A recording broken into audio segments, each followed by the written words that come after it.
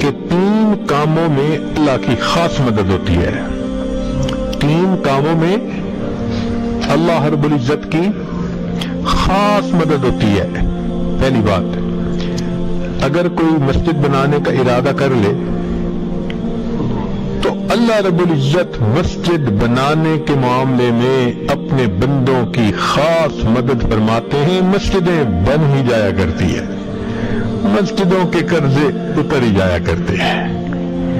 دوسری بات، اگر کوئی بیٹی کی شادی کی تاریخ رکھ لے، یہ عمل اللہ رب العزت کو اتنا پسند ہے کہ بھلے کچھ نہ ہو، جہیز نہیں، خرچہ نہیں، کیسے بارات آئے گی، کیسے رخصت کریں گے، جو مرضی ہو، اللہ بالآخر اس بچی کی رخصتی عزت کے ساتھ کروا ہی دیتے ہیں.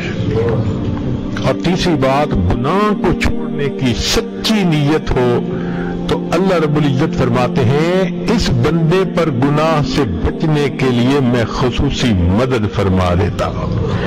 تو اگر ہم گناہ نہیں چھوڑ پا رہے تو اس کا مطلب یہ کہ ہماری نیت میں ابھی پورا خلوص نہیں ہے.